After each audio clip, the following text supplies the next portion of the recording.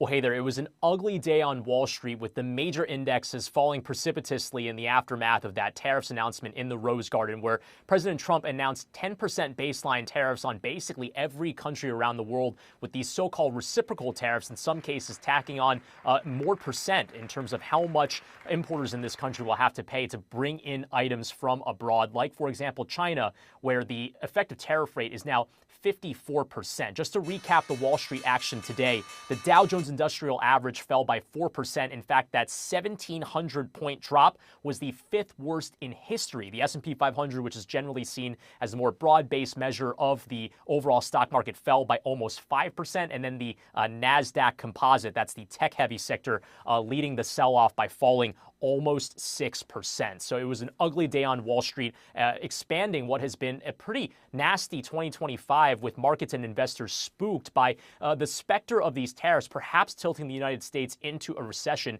It's important to note that we are not in a recession right now. Unemployment and inflation still look relatively decent, although there are these concerns that having to pay higher prices could lead to some sort of economic slowdown. There are some economists that are saying on a household level that the impact could be big.